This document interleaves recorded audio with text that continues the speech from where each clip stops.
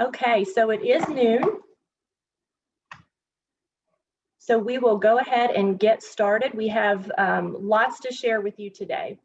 So we're glad that you've joined us for our final session of the webinar series, Making WVABLE Work for You, presented to you by Disability Rights of West Virginia and WVABLE. My name is Roxanne Clay, and I'm with the West Virginia State Treasurer's Office and the director of the WVABLE Savings Program, which stands for Achieving a Better Life Experience in West Virginia. I will serve as the moderator again for today's session. Please also welcome Tiana Hardy and Roy Mallory with Disability Rights of West Virginia, who will serve as our co-hosts. And for those of you that are not familiar with WVABLE, it's a savings program that allows individuals with disabilities to save and invest without jeopardizing their eligibility for federal benefit programs such as SSI or Medicaid. Today's session is titled Panel, a Candid Discussion about WVABLE. It is the final webinar session in the series that began October the 6th and was held every Tuesday at noon. The majority of you have joined us for most weeks, and we're so glad to have you back for our final session. And then for those of you that are joining us for the first time, welcome. We're excited for today's session, where you will hear firsthand from parents and advocates about their knowledge and experiences with WVABLE savings accounts. So before we get started, just a few housekeeping reminders. All attendee microphones have been muted to eliminate any background noise. We encourage attendees to ask questions, but please include your questions in the chat box. We will save all questions until after all panelists have shared. Closed captioning and a sign language interpreter are available for all sessions. You can find and click closed captioning at the bottom of your screen. And for the sign language interpreter, you can find the video tile titled Sign Language Interpreter-Ashley, right-click and choose Pin Video. So thanks to both Dolores and Ashley for their ongoing support in providing ASL and closed captioning throughout our entire webinar series. And for technical issues, please include a message in the chat box that's being monitored by our co-hosts and myself. So we do have 1 hour of social work continuing ed that has been approved for this session. And each session through the webinar series, we offered social work continuing ed. So if you haven't already done so, please email wvable@wvsto.com. Let us know that you are indeed requesting social work continuing ed for your attendance. Include your full name and your email address in that email. At this time, please include your full name in the chat box. And toward the end of the session, a link to the survey will be included, and that will also need to be completed. And just a sincere big thanks to West Virginia University Center for Excellence in Disabilities and Jennifer Tenney for sponsoring the social work CEUs and making these available to our attendees throughout the webinar series. Additionally, we want to take a moment and recognize our co-host, Disability Rights of West Virginia, our planning committee, and all the scheduled presenters, and the State Treasurer's Office communication staff for all their work with the registration page and promoting the event on social media throughout the webinar series. We also want to say thanks to our WVABLE Advisory Board members for their ongoing support of WVABLE Savings Program. And let me add that we are very fortunate that two of our panelists today, both Christy Black and Steve Slack, they both serve on our advisory board. Of course, the WVABLE program wouldn't be possible if not for the work of State Treasurer John Perdue. He supported the many West Virginia families and advocacy groups that wanted the program in our state. He, his staff, the families and groups worked hard to bring this program to West Virginia, and our state became one of the first in the nation to pass local ABLE legislation in response to the passage of the Federal ABLE Act. So at this time, let me introduce our panelists for today's webinar session. Christy Black, Parent and Advocacy Specialist with the West Virginia Developmental Disabilities Council. Steve Slack, Parent Advocate and Ambassador with the National Down Syndrome Society. And Cindy Brockman, Advocate and President of People First of the Eastern Panhandle.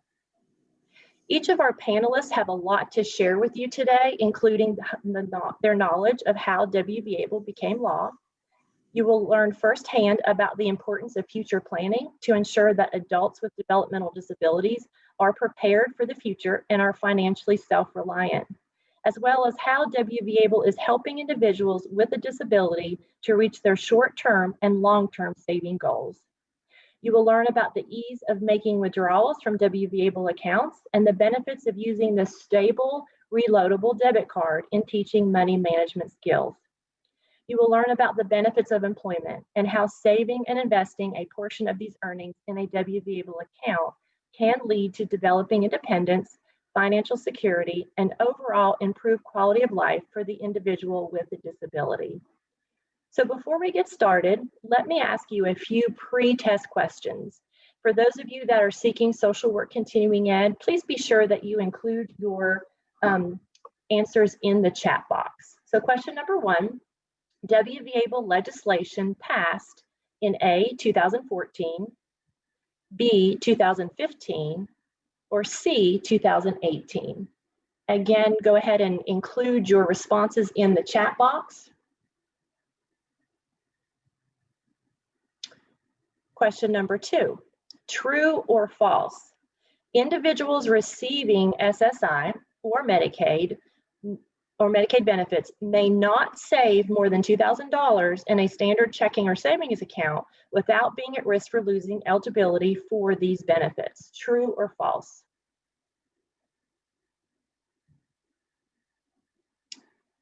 Okay, question number 3. A stable reloadable debit card is automatically issued once the WVABLE account is opened. True or false?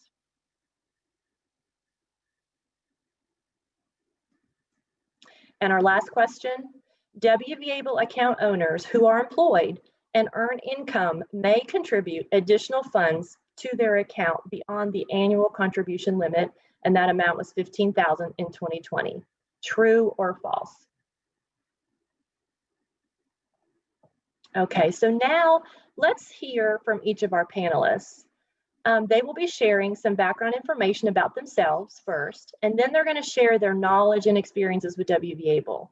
So after we hear from all 3 panelists, we will review the post-test questions that we just had, then we will take your questions. Remember, please submit your questions in the chat box, and again, we'll take those questions at the end. So let's begin with Christy Black, Parent and Advocacy Specialist with the West Virginia Developmental Disabilities Council. So Christy, I will turn this over to you.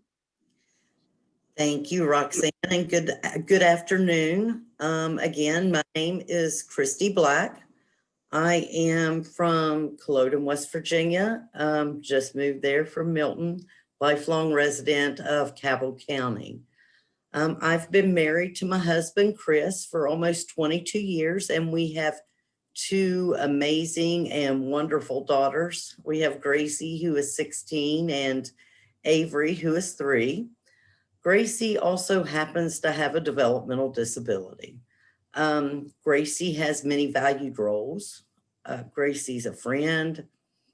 She's a classmate, a church member, a cousin, a big sister, and she's also an able account holder. And those are just a few of her roles. Professionally, I am the advocacy specialist for the West Virginia Developmental Disabilities Council. I've been at the council almost 11 years. At the council, I have many duties. My primary role is advocacy. One of the things that I do is I coordinate a program called Partners in Policy Making, which teaches people with developmental disabilities and parents of people with developmental disabilities how to advocate effectively and how to affect systems change. Also at the council, one of the things that I do is I advocate legislatively, which means that I go to the Capitol during the session to educate policymakers about policies and how they affect people with developmental disabilities, as well as I advocate for services and supports for people with developmental disabilities. I also meet with our federal representatives here in West Virginia in their offices and also in DC. And I also serve on several work groups, boards, and committees, including the West Virginia ABLE Advisory Board. I am proud of the fact that I was on the front lines in 2015, educating legislators about ABLE. Former Delegate Denise Campbell introduced the ABLE legislation. I believe it was House Bill 2902. Delegate Campbell has a son with autism, so she understands the needs of families families and people with disabilities. She also understands the need for this program. But this bill made it through the House at the last second, and at one point there was even a discussion about making the bill a study resolution because there was fear that there just wasn't going to be time to get it through the legislative process. But I am very thankful to Delegate Campbell for seeing the bill through to the end. So a quick civics lesson in case you're not familiar with the legislative process. A bill has to go through the committee process in both houses and pass before it goes to the governor for his signature and his approval, to become a law. So there's a certain day that a bill has to complete the process in the House that it was originally introduced in. And that day that is called crossover day. So if it doesn't pass by that certain day, by crossover day, then the bill is dead. And West Virginia ABLE bill was down to the wire. So while Delegate Campbell championed the bill, I'm also grateful for several other legislators. Former Delegate McCuskey, who's the auditor now, he ran the bill before his committee. The ABLE bill was referred to 2 committees, and that's pretty common. And Delegate McCuskey's committee actually had already met for the last time before crossover day. They weren't planning to meet till after crossover day again. But he called his committee back on a Friday morning early to run this bill along with a couple others. I'm also thankful to former Delegate Patrick Lane and Delegate Schott. Patrick Lane was Vice Chair of Judiciary and Delegate Schott was Chair of Judiciary. They suspended, or Delegate Schott suspended the reference to his committee so that bill could could get through the House in time and go to the Senate. And the bill, it sailed through the Senate. So this is an example where legislators saw the importance of this bill. It had bipartisan support. It's a great example of both parties and both houses working together to get something passed into law that would benefit many West Virginians with disabilities. So this doesn't always happen. And so we're very grateful for that support. But it did take until 2018 to get the program going. And again, I am so thankful for Treasurer Perdue for believing in the ABLE program and seeing the value in people with disabilities being able to save without losing those crucial benefits, such as Social Security and Medicaid. Unfortunately, it seems like the system is set up so that people with disabilities must remain poor in order to keep services and supports that they desperately need. So West Virginia helps with it. West Virginia ABLE helps with this. This allows people with disabilities, like my daughter Gracie, to be able to save for the future and to be able to attain many of their hopes and their dreams. ABLE can be used for college. It can be used to own your own home or a car. We know that transportation is definitely an issue in West Virginia. For us, my daughter currently, she doesn't have a desire to drive. I'm kind of glad for that, but anyhow, she's very social and has lots of friends. So, and she likes to go places. So she may want to buy a car.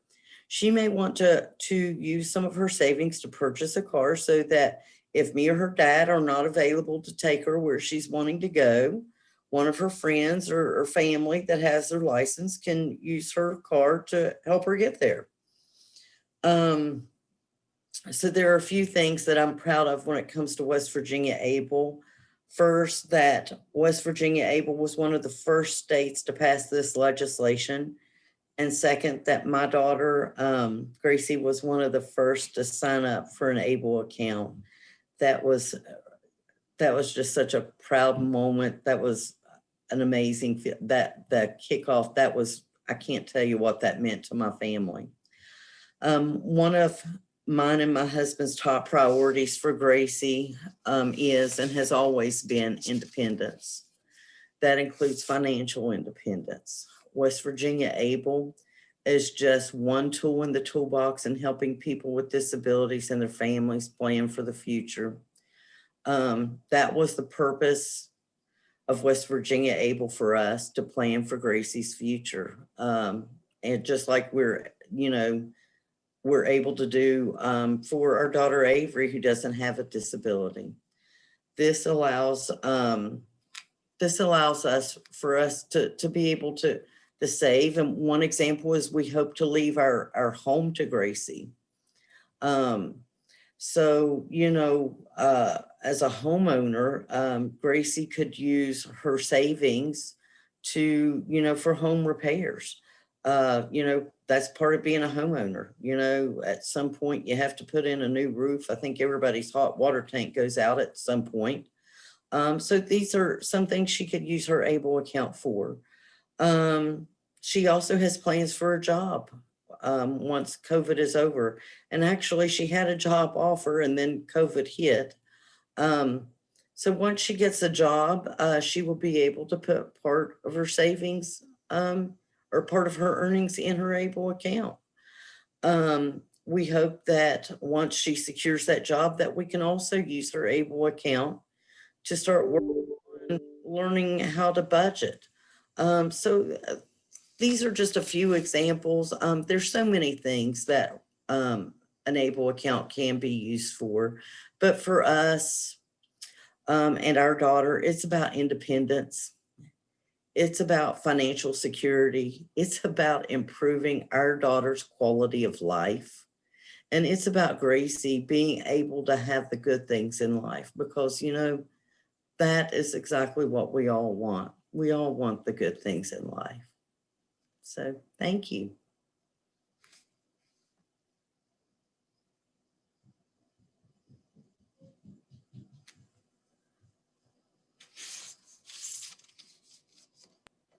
That was very informative, Christy, and thank you so much for sharing all of that. Every time I hear you speak, I learn something new, and I've learned several new things today. So for anyone with questions for Christy, please include them in the chat box. So now let's hear from Steve Slack,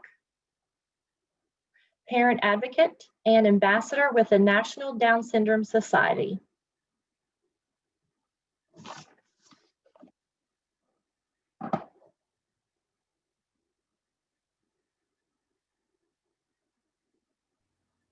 There, can you all hear me all right now? Yes, thanks, Steve. Yes? Okay, great. Hello, my name is Steve Slack, and I'm very excited to speak with you all about WVABLE and ABLE accounts today, specifically making withdrawals from a stable account.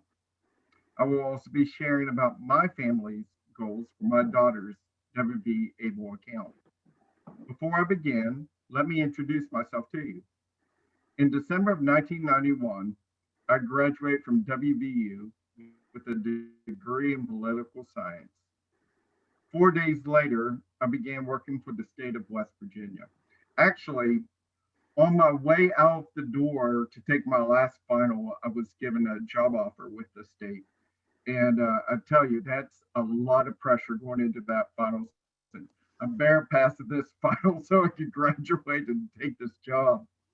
I've continued to work for the state since that time.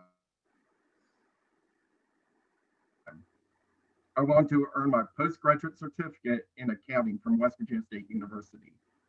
I've had a wonderful career with state government that has included being a utilities analyst with the West Virginia Public Service Commission, a budget accountant with the West Virginia State Auditor's Office, and a financial reporting specialist with the Offices of the Insurance Commissioner of West Virginia. In my spare time, I am a parent advocate for disability issues. I am blessed with 3 children. My oldest daughter, Sophie, has Down syndrome. One of my twin sons, Samuel, is on the autism spectrum. I'm a published columnist on disability rights. These articles have been featured in both national and local venues. I was awarded the Champion of Change Award in Washington, D.C. in April 2018 because of my columns and my advocacy. As a DS ambassador for the National Down Syndrome Society, I meet with members of the Senate and the House of Representatives regarding financial, medical, and social disparities experienced by people with disabilities. In this role, I also train police officers throughout the country on how to engage people with disabilities. My work with law enforcement led to Governor Jim Justice presenting me with a commendation in July 2019. I'm a member of the development team and an instructor for the Country Roads program at West Virginia University. This is the first non-degree college program for students with intellectual disabilities in West Virginia. West Virginia State University has included me on the design team for the program they are developing. I serve on the board of the Applied Behavior Learning Center and also as a member of the National Down Syndrome Society's Inclusive Education Task Force. I am also a very proud member of the WVABLE Advisory Board. I first became involved with Achieving a Better Life Experience, ABLE Act, through former Vice Chairman of the National Down Syndrome Society, the late Stephen Beck Jr., and former President and CEO of the National Down Syndrome Society, Sarah Hart Weir, when it was still a bill. Since those early days, ABLE has become the law of the land. Prior to the law, my daughter Sophie did not have a real opportunity to someday control her financial future to the extent that she does now. Stable not only gives her that possibility, but the outlet for us to teach her how to do so. Our short-term goals for Sophie's WVABLE account are to give her the importance of saving for her life's needs. Our long-term goals are to establish 1, a level of independence after her mother and I are gone. 2, give her the ability to pay for the goals that she has set for herself. 3, for her to continue increasing her understanding of her own self-worth and to give her the confidence to live her dreams. Withdrawals from the accounts are easy and can be accomplished through a stable prepaid Visa card. These are controls in place to ensure that withdrawals are for approved expenses, such as receiving text messages informing her mother and me on any withdrawals from the card. Was a stable prepaid Visa card is a loadable prepaid card. This tool makes it easy to spend money that is in a stable account. To request a stable Visa card, visit card.stableaccount.com/enroll. A stable Visa card is different from a debit card in that it does not pull money directly out of your stable account. A specific amount of money is withdrawn from a stable account and then loaded onto a stable Visa card, therefore creating an extra protection from the account becoming depleted. Another way that the account is protected is that the primary prepaid stable Visa card is issued to the authorized legal representative of the person with a disability. However, a companion card can be ordered for the beneficiary. While withdrawals can be made in other ways, transfer funds to another account. This can lead to questions on the use of the funds by reporting agencies. A stable card makes use of the money saved in ABLE accounts easier to track and for expenses to be easier justified. One can set up a stable portal and go online to record if expenses are qualified and upload documentation. To withdraw money, one logs into their online account to make the request. One can choose to have an electronic fund transfer onto a stable card or another account, or to have a check with the amount of the withdrawal sent to them. Withdrawals are easy and free. As I said earlier, our goals for our daughter's stable account is to have her practice in handling money and saving for her future. Our daughter wants to further her education after high school. Now that West Virginia University has the Country Roads program, that possibility is more of a reality. Starting next year, we're going to have Sophie start using her account to make purchases on qualified expenses to teach her about budgeting. In the long term, withdrawals of her stable account will help pay for her education and to help her establish her livelihood. Sophie would like to have a company called Sophie's Salads that would allow her to make money off of her garden. Communities being developed that allow for people with disabilities to own or rent homes. Withdrawals from our daughter's stable account can allow her to live independently and to pay for emergencies that come with having a home. Since Sophie has both intellectual and physical disabilities, we have come to realize that a stable account will be easier for her to use than having a check issued to her. While we can have money sent to our accounts and give her cash, the stable account will allow her more independence. Also, we feel that it is safer for her health to use now during the COVID-19 pandemic. Since she has extremely low muscle tone in her hands, writing is hard for her. Letting her go online to mark investments and withdrawals allows her to balance her account in a manner that she is physically able to do so. Stable funds can be used for rehabilitation expenses. However, a stable account is its own form of rehabilitation and allows our Sophie to learn about finances. As I said earlier, one of our long-term goals is to establish a level of independence.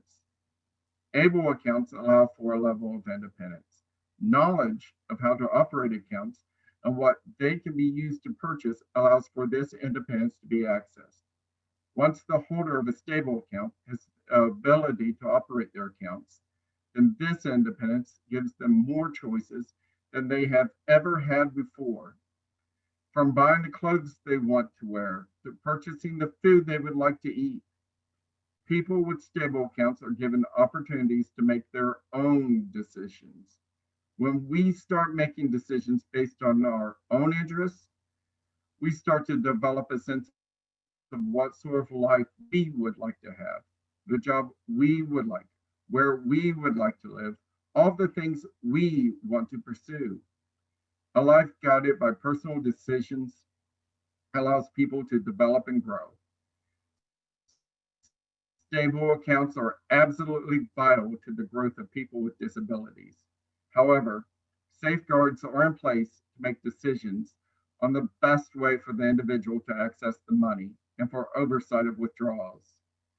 I look forward to my daughter's account giving her a sense of pride, a sense of responsibility, and a sense of independence while protecting her financial interests and allowing her to save in order to achieve her own dreams. And this is what stable accounts do. They allow people with disabilities to live their dreams. And we are very, very thankful and proud of Sophie for maintaining her ABLE account.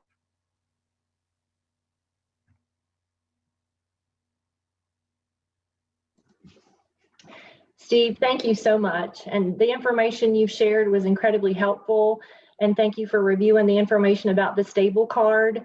If anyone has questions for Steve, please include them in the chat box at this time. So now let's hear from Cindy Brockman. And while Cindy was able to take the hour off from her work to join our session today, she did take the time to pre-record a video for us, and I'm going to share that with you now.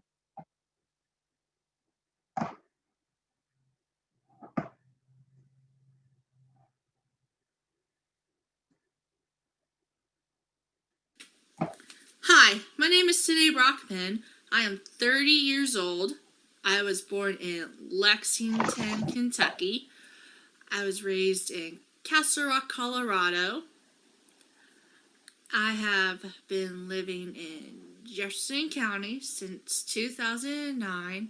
I have 3 brothers, 2 sisters. All of us are adopted. And our mom and dad live in Delaware. I am excited to share with you my experiences with the WVABLE account, how it has helped me become financially fit for the future.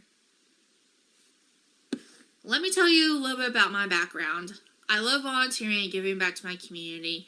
Some of the organizations I have volunteered with are Post Partners. I was able to volunteer with Post Partners in Castle Rock, Colorado, which has helped with the restoration of Rock Park and other open spaces and trails. This experience has helped me explore my interests. Another organization I was able to volunteer with was in Jefferson County, West Virginia, which was Two Rivers Treads. Two Rivers Treads offers a yearly run called Freedom's Run. It's a Boston qualifier, and last year I was able to do my first bike patrol, which I enjoyed, and it was really fun. The next organization I have volunteered with was the National Park Service. Back in 2012, I was able to help at Harpers Ferry National Park along Schoolhouse Ridge with mulching at Park Day, and that was really fun. And lastly, I've been able to be part of People's First of the Eastern Panhandle since July of 2019, and I have been president since March of this year. Other organizations I have volunteered with are Relay for Life to help with cancer awareness, Berkeley Senior Services in Martinsburg, West Virginia, Boys and Girls Club in Martinsburg, West Virginia, and Stand a Second Chance in Castle Rock, Colorado. I am a 2015 graduate of Shepherd University. I received my Bachelor's of Science degree in Recreation and Leisure Studies. My concentrations are in public recreation and park administration and sports marketing. I have completed 2 internships, one at the Appalachian Trail Conservancy in Harpers Ferry, where I did videoing and photographing at the Mid-Atlantic region along the Appalachian Trail Conservancy. The second one is at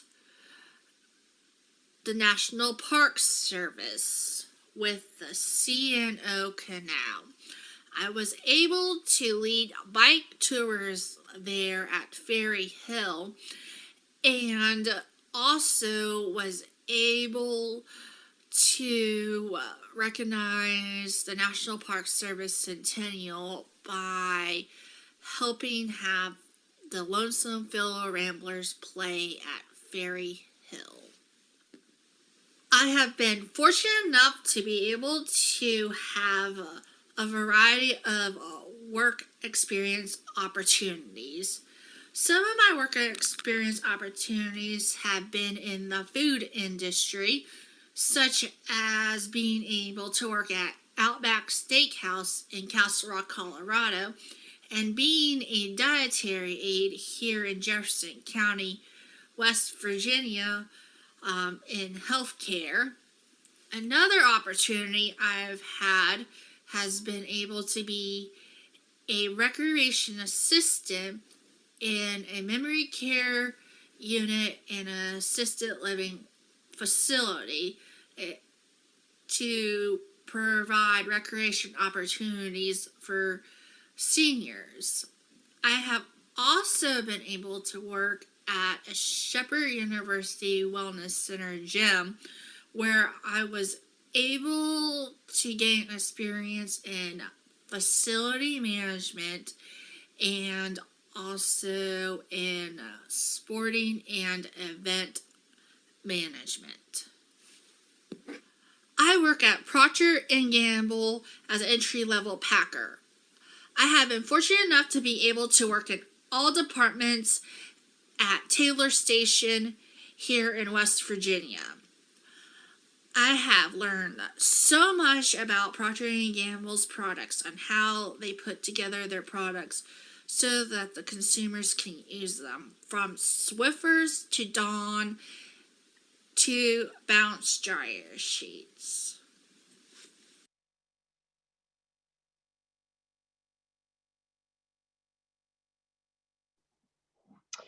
So now that Cindy has shared with us her background, next she will tell us about her experience with owning a WVABLE account, including how she is using the account to make contributions and withdrawals, and how it has helped her toward reaching her savings goals.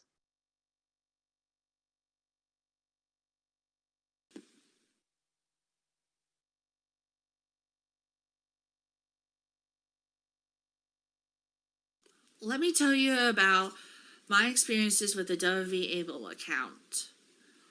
I first learned about the WVABLE account with the help of Ann Ramos, who is a WVDRS counselor. WVDRS stands for West Virginia Division Rehabilitation Services.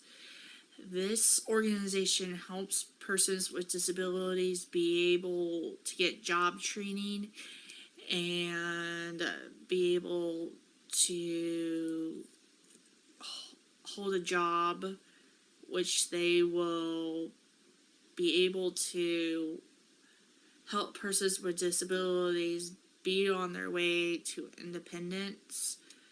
So with Ann Ramos, she phenomenally changed my life for showing me this resource of the WVABLE account back in February 2018.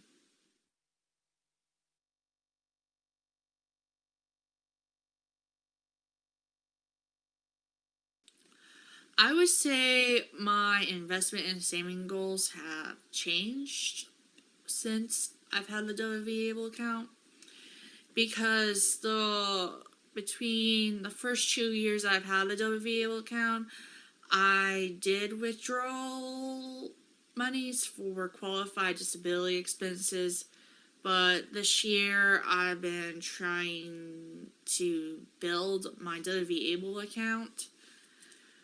I'm trying to keep in mind at this current moment about budgeting and saving and making sure I don't over budget by putting too much money in my WVABLE account and then realizing, oh, I have to pull it out a couple months before or what, because that can take a while to wait for your monies to get back in your bank account for qualified disability expenses. So this year I haven't made any withdrawals. The first 2 years, 2018 and 19, yes, I did make withdrawals. and my contributions between 2018 and now have fluctuated. So with that being said, I did have income fluctuations happening over the couple of years, so that can be a factor when investing in a WVABLE account. The first year I invested a couple thousand, and that definitely showed on the tax return when I got a lot of money back. And then last year I just put about a little over 500 in there, and it was a little bit less getting back on the taxes. Why is budgeting and saving goals are important? For having a saving and budgeting goal, it keeps the individual focused on their goals, and also it helps the individual be able to learn about financial stability. And saving goals can be motivating, because once you've reached that goal, you can add on a couple hundred to the next goal. So this year I was like, I hadn't put any money in, but in June of this year, I was like, I better put some money in. So I was like looking back at my contributions that I'd done in the past. So I just started off looking at last year's contributions that I did to the WVABLE account.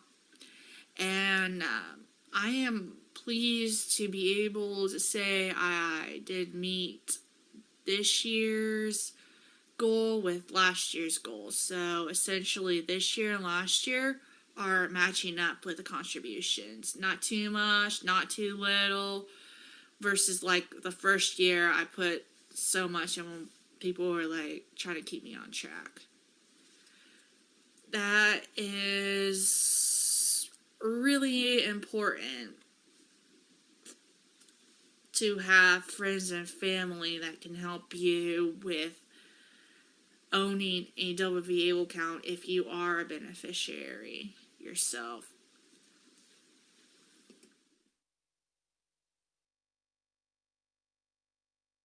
Let me tell you about my experience with the WVABLE and the process that I have been through with the WVABLE so far.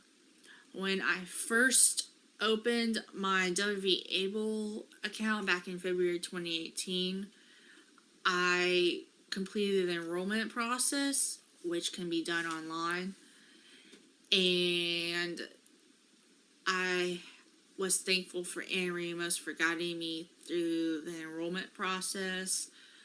I had to answer some questions about my disability and if I had at age 26 in order to be qualified to open a WVABLE account. And another thing I had to consider was the requirement minimum of opening a WVABLE account, which was $50. So I had to put $50 in my WVABLE account from my bank account being wired to my WVABLE account when I first opened it. So another thing I did while I was enrolling in the WVABLE account, I requested to receive a stable debit Visa card, and it looks like this. and I haven't used it, but I have it in case I want to use it in the future.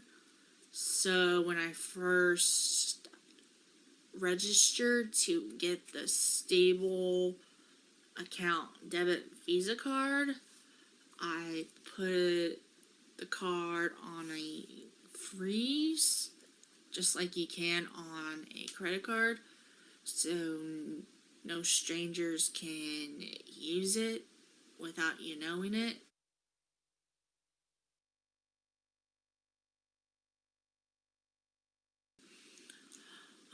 With contributions, I only do one-time contributions from my bank account to my WVABLE account. I haven't done the payroll deduction talking with my employer, but I can do that in the future if I wanted to, since I'm a working employee. I just have to decide in the future if I want to do the payroll deduction for putting in contributions in my WVABLE account and decide how much I would like to take out of my paycheck to put monies in my WVABLE account if I'm working. And that's an option. I do not do reoccurring contributions at all because I don't know whether or not what my budget is that month, and to me, having reoccurring contributions can kind of get messy and you kind of forget that it's happening.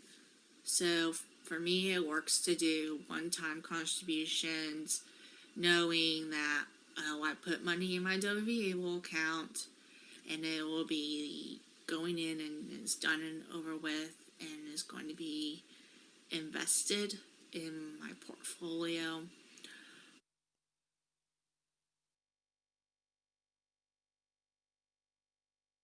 There are many ways you can invest your WVABLE account, but for me, I put it under bank safe because I'm not very fancy enough knowing how the stock market will play, and maybe in the future I'll go have someone who can help me be able to invest my monies in my WVABLE account. I know I have an option of changing the way I invest my monies in my WVABLE account, which I can change it twice a year.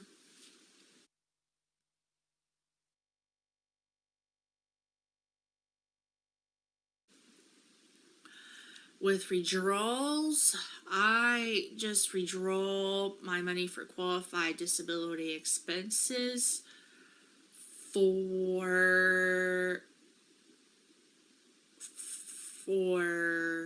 using an ACH, wire transferring my monies from the WVABLE account from my bank to the ABLE account, and so forth backwards in case I need it. But I always make sure I have my receipts when I do a qualifying disability expenses in case the IRS needs to know what I'm using my monies for, since they're tax free. And like I said, with the stable card, you can request this, and this is what it looks like. And if your card is about to expire, then make sure you request one a month before, which I'll probably do next year.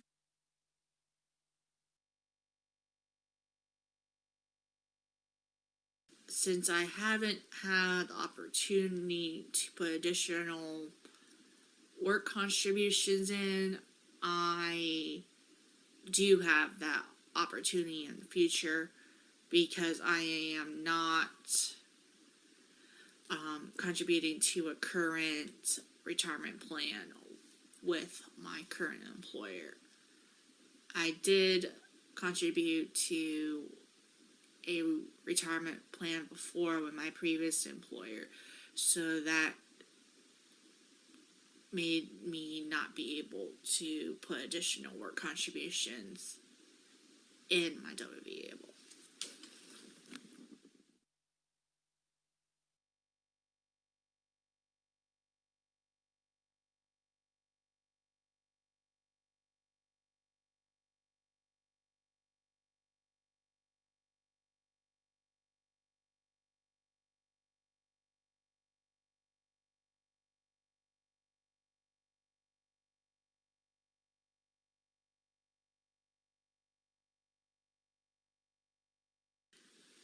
A WVABLE account has helped me be able to be financially fit when emergencies come. And when those emergencies come, I have to face up the world and those problems with courage.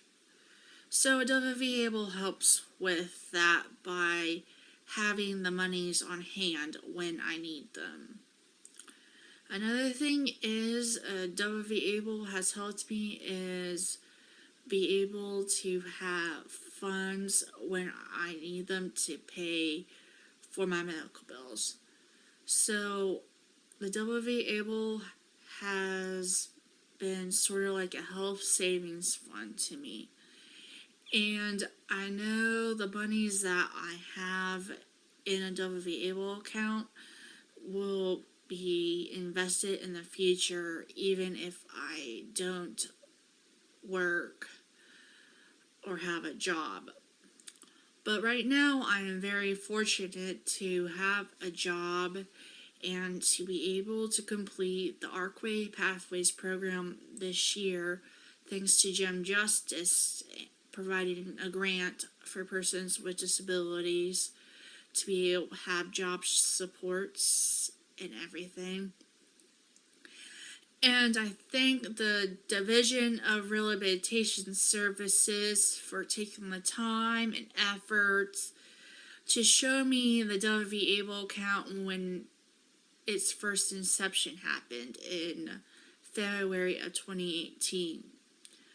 Everyone's use of a WVABLE account is different. For me, I just use it whenever I need it. I don't use it on a day-to-day basis, but everyone's use is uniquely different. Like Henry Patrick, who says, not disabilities, more abilities. A WVABLE does give those, including myself, more abilities to achieve a better life and to rise above and hit the trail head on.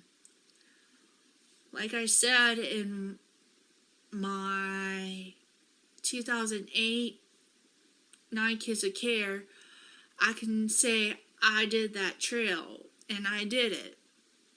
So I am fortunate enough to be able to speak today at this webinar, and thank you everyone for allowing me to share my story as I push on into the future as of today.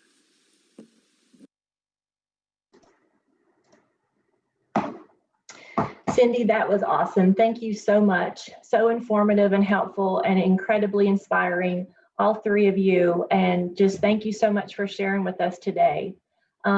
It's great to hear firsthand from the parents of young account owners, but it's also incredibly helpful to hear firsthand from the beneficiary, the individual that owns the account. So thanks again to all three of you. And so real quick, we have about 5 minutes. We're going to run through the post-test questions. So let me get to that slide.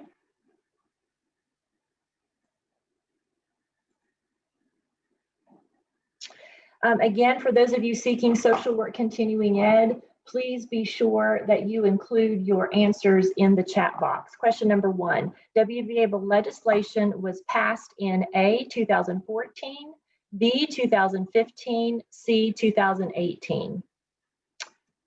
And I will give the answer real quick. You may remember Christy speaking to this. 2015 is when the WVABLE legislation passed in West Virginia. And then it was February of 2018 that the program launched, WVABLE launched here in West Virginia.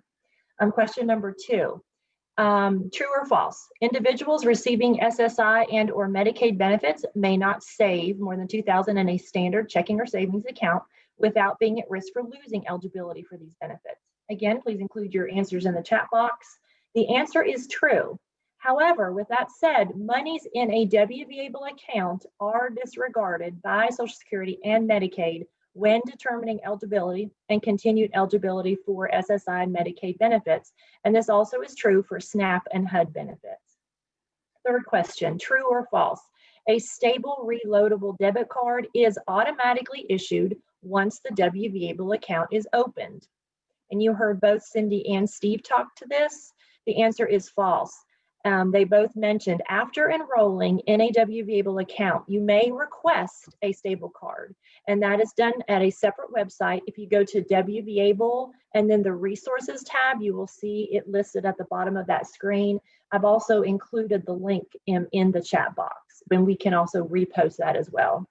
Fourth question, true or false? WVABLE account owners who are employed and earn income may contribute additional funds to their account beyond the annual contribution limit of, and that current amount is $15,000. The answer is true. This program is called Able to Work, and you heard Cindy speak to this. It allows the beneficiary that is employed to deposit employment earnings above the maximum annual contribution. So for 2020, the amount for employment earnings is $12,490, and for 2021, that amount is increased to $12,760. So at this time, let's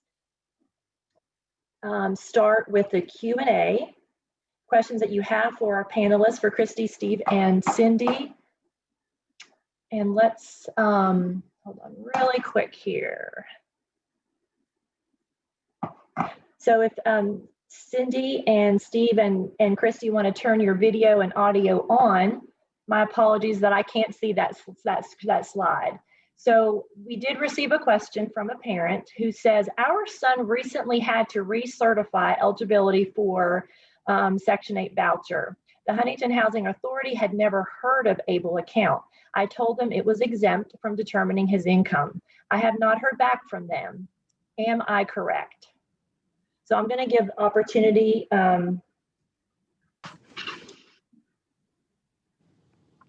for one of our panelists to respond. And then if y'all don't have an answer, I can certainly answer. Me? Am I allowed? Yeah, Cindy, go ahead. Okay, so the ones at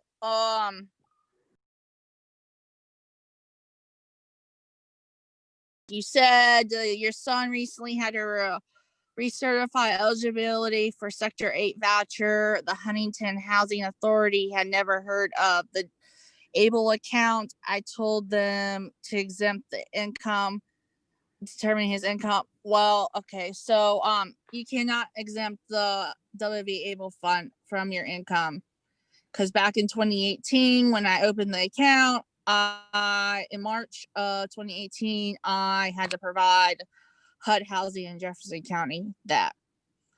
And second of all, yes, I have been in your son's position with SSI.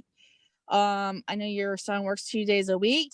So one thing you need to provide, like I provide, is the pay stubs to Social Security. You can either fax them or mail them in. I'm just gonna be true and serious about SSI and working. They are very behind on notifying you. So which can cause overpayments to happen with the SSI. But if you're trying to avoid that, a yes and a no, that the WVABLE can help save you with your SSI. But even if you lose your SSI, you can still have your WVABLE account, because that has had happened to me. And also, even if you're full time, you can still have your WVABLE account. So good luck to your son. Thank you, Cindy. And I will just recap really quick. We do have a letter, the federal letter that was passed or that was distributed to the local and regional offices for HUD that gave specific guidance that monies in a WVABLE account or in an ABLE account in general are to be disregarded when determining eligibility for HUD benefits. So you can send WVABLE an email and I'll be happy to provide you that document. And then for the second question, as it relates to, our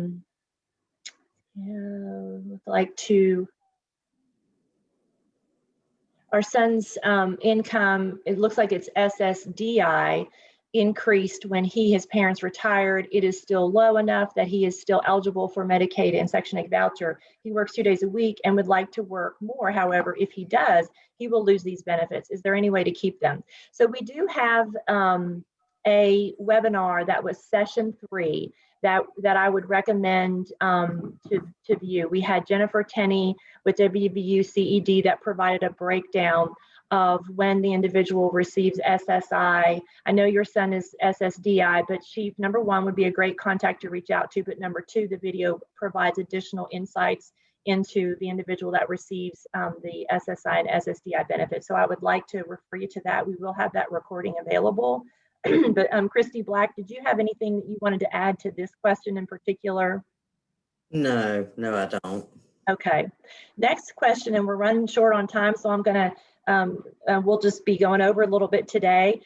We have a question from a parent. I'm a parent of a young man with Angelman syndrome, and I was not aware of this series until a few weeks ago and promptly signed up for the session. I have requested transcript of the session I have missed, but if it's appropriate, can you please talk about 2 things? Number 1, how do you request a debit card?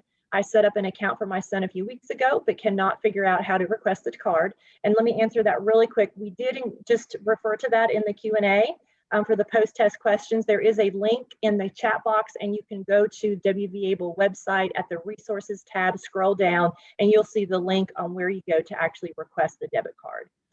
Question number 2, we have also set up a special needs trust that my estate will fund upon my death. I understand the need and benefits of both the WVABLE account and the special needs trust, but I'm struggling to understand how we get and fund Chance's WVABLE account with his SSI. Can we do that? I've been told that SSI needs to be used monthly.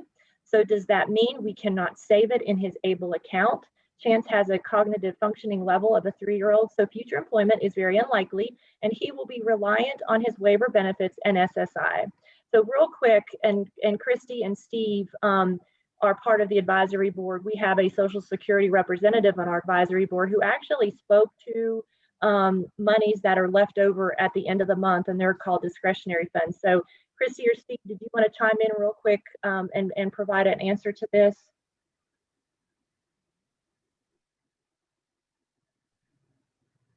I can. That. So any funds that are left over in the end of the month, if you look on SSI, depending on how long you hold them, it's considered as a resource. So yes, your son can put those monies in your ABLE account to hold them in so they don't count against you, since Chance doesn't likely not work. And also, if you have questions about Medicaid and holding it, and you're working with DHHR and you provide your pay stubs with DHHR to keep your Medicaid. But as of right now with COVID, if you have Medicaid, they can't federally drop you. So Thanks, Cindy, for helping to answer that question. And for the parent that's asking this, if she wants to email me, and I will send her a link that was provided to us by our Social Security representative that's on our board, where she speaks to the discretionary funds that are left over at the end of the month and how those can be deposited into the ABLE account. And I'm happy to forward to and pass along the resource that she provided us as well. Any other thoughts on that, Christy? I may have heard your voice there for a second.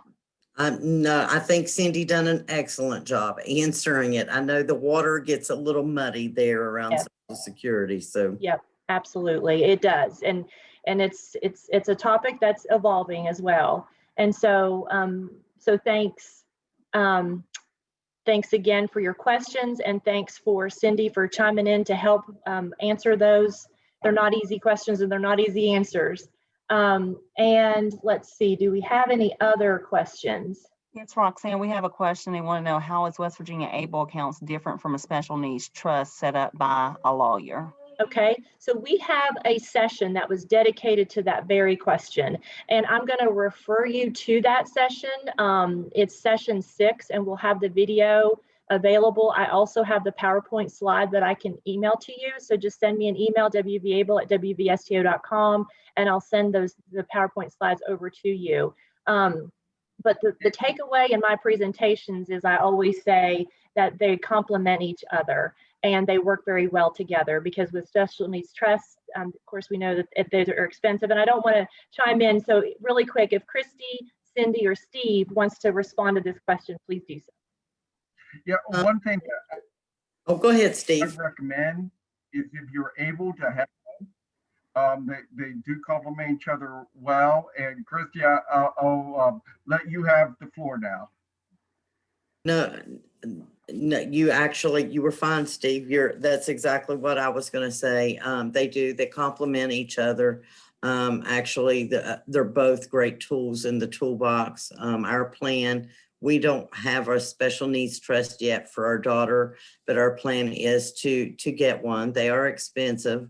And then, we have the ABLE, but you can special needs trust a lot. You can't use just like right now, whereas ABLE, that money is readily available. So I think that is one advantage. Plus you can use it for more things, if it's, even if it's a clothes or, things just, maybe it is going to on a trip, or there are things that it's readily available in the ABLE, but they complement each other. There's pros and cons to everything, I think. So No, that's excellent insights into providing answers to that question. I had something to add. I do not have a special needs trust, but I think the WVABLE does help with long-term savings and retirement funds. So I think that can help for someone who wants to start out without a special needs trust.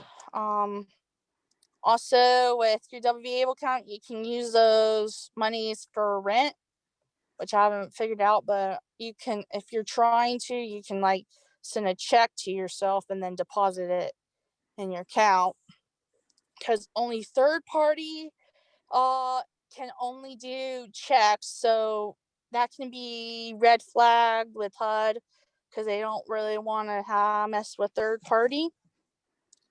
And another thing is how I decided to turn in my WVABLE and a health savings fund was, how when you work full time, you can do a health savings fund, but that cost is that cost cuts out of your check. But with a WVABLE, if you have it, it's a whole lot easier for a person with disabilities. And then, with Medicaid, they don't, for over 21, they don't provide vision and dental. So that also helps. Using the WVABLE account can help you get your vision and dental if you have Medicaid. And depending on what insurance you like, you can choose your vision and dental. That's great information, Cindy. I am just continuing to learn from all three of you. And so thanks for chiming in and providing that information. We did have a comment from another parent who commented about special needs trust. You cannot put SSI into a special needs trust. Entitlement money cannot commingle with private special need trust funds. Her comment was special needs trust is best for long-term planning. And so the attorney in session 6 did reference that. Of course, we also, and I think our parents can speak to this too, that we know that ABLE accounts are also great for long-term planning. A lot of parents use the ABLE accounts. And again, Christy and Steve, you can speak because you all are the actual parents here, and you referenced that you want to make sure that your children are taken care of, for the long term.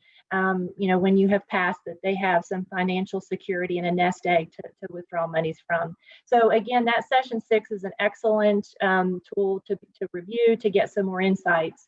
But any other thoughts or last minute thoughts about the special needs trust that anyone wants to add? And I believe that is the last question that we have. Just one more question. With the people with adopted, I don't know, like in Kentucky, if you're adopted or with the state, you usually get Medicaid, but then there's a certain age that Medicaid will cut off. So in my state, I was going to get cut off, and my parents were trying to figure out how to keep my Medicaid, so they looked at SSI. So yeah. Okay, that's good information. We always have to be aware of state laws and how they can fluctuate and be a little bit different.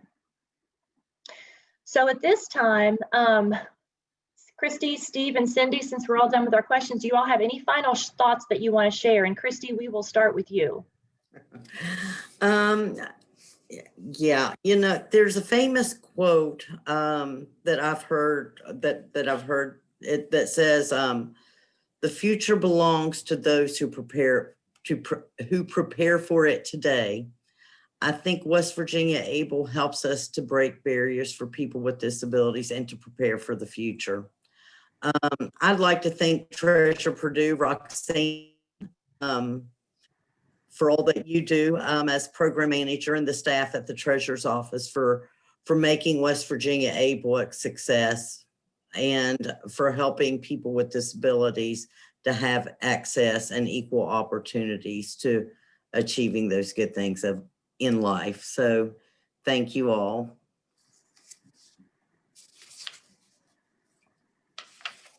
Steve, did you have some final? I was on a meeting right before.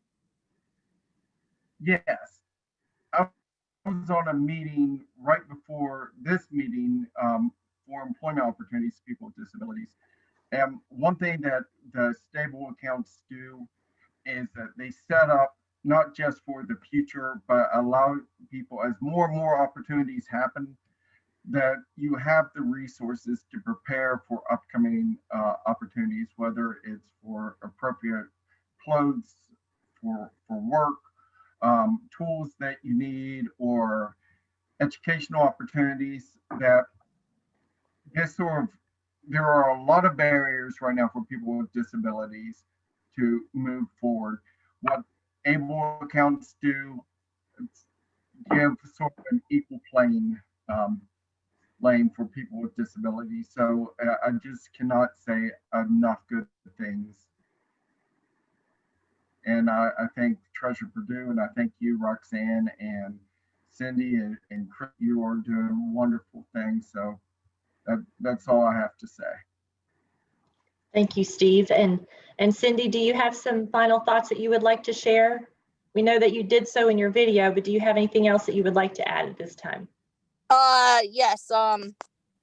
Next Tuesday, December 15, the Eastern Panhandle is having a Zoom meeting. If you're interested in having your 18 years or older join in our meeting.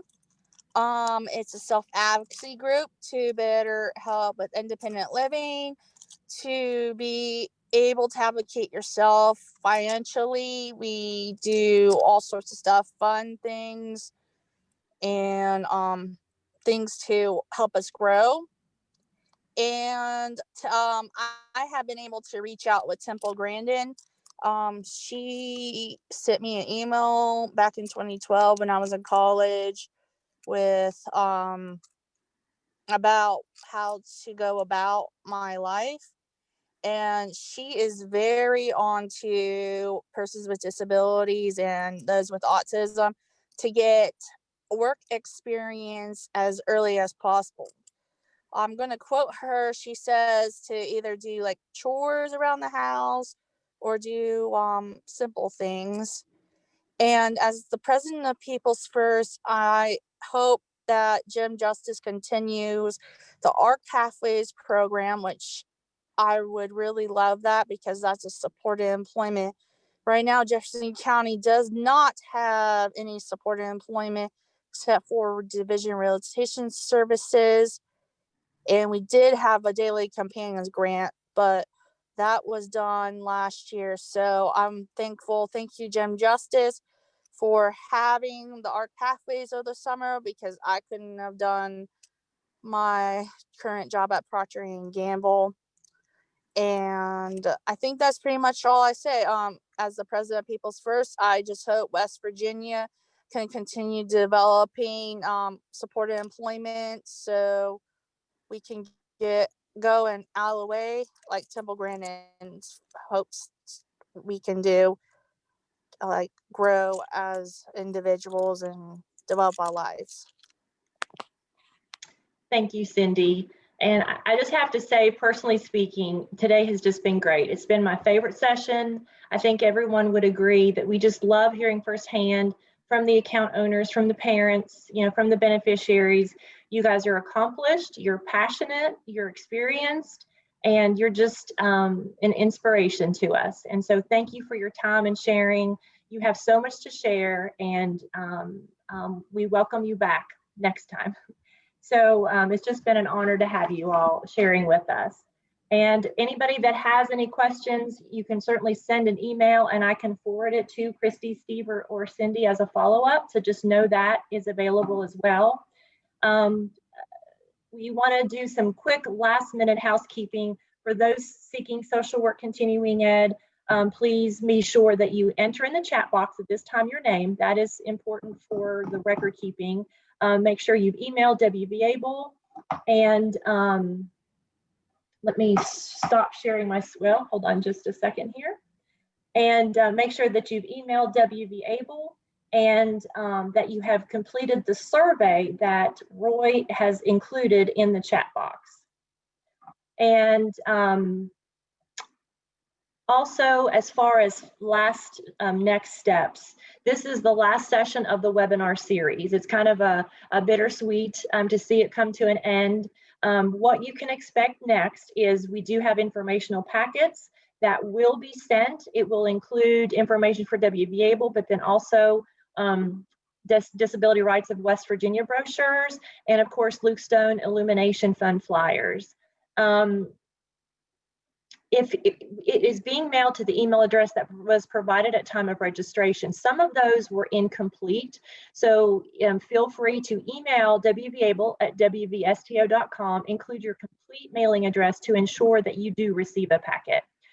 Also, the video recordings for all 8 sessions will be available. That will be sent to you in an email.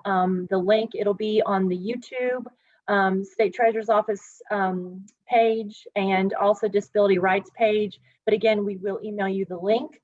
In that same email, we will also include a survey to this webinar series. So this is separate from today's survey. We want to hear from folks that attended the series. We want to hear more about the topics that you heard about, what you've learned about, and then what you would like to hear in the future.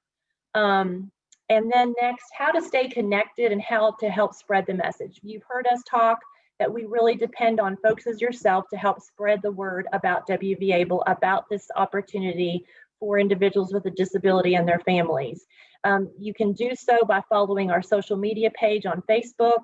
Also, stay connected with updates. It's very important. We have some important updates in the next 6 months that we will be sharing via our quarterly newsletter.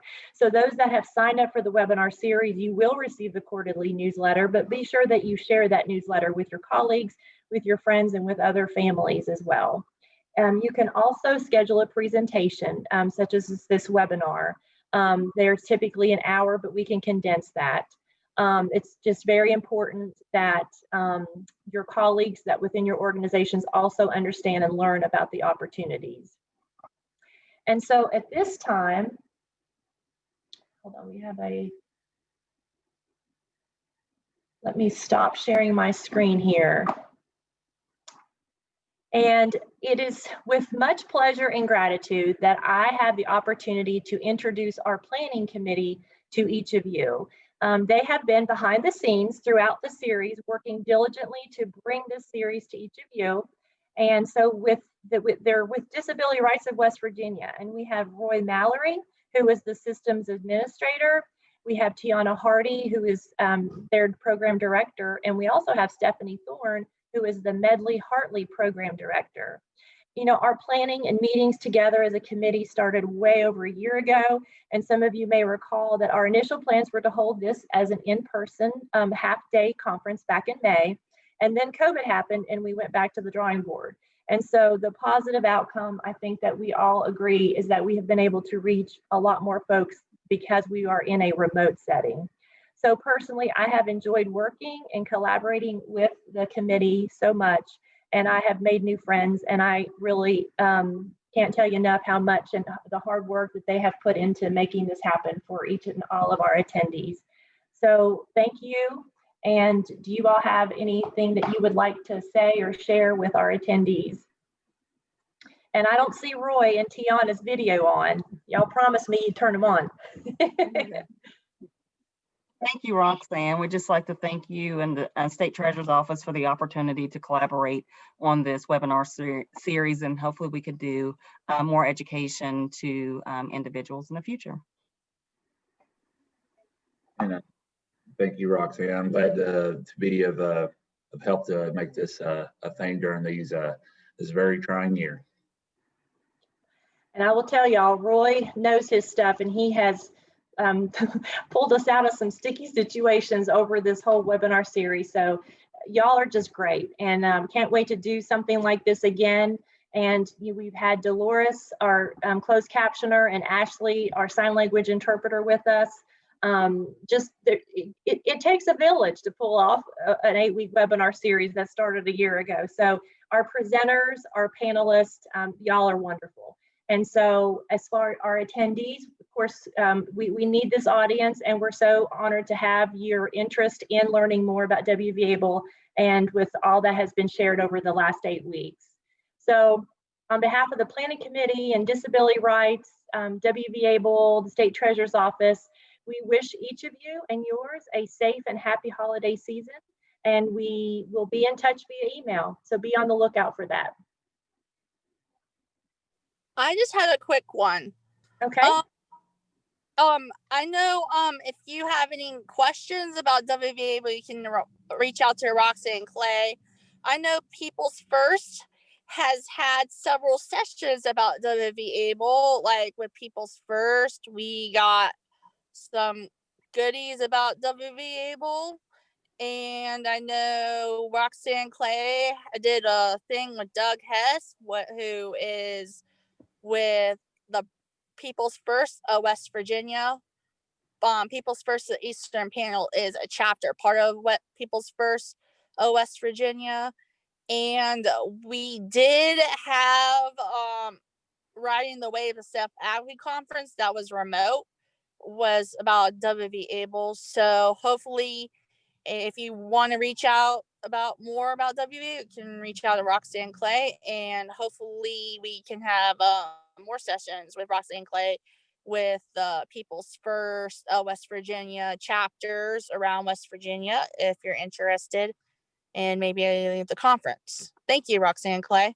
Thank you, Cindy. Cindy, I can always count on you to do exactly what we're asking everyone to do, and that is to help spread the word and help let folks know about this opportunity that benefits the individual with a disability and their family. So thank you. Y'all have a great rest of your week, and we will be in touch. Thanks, everyone. And thanks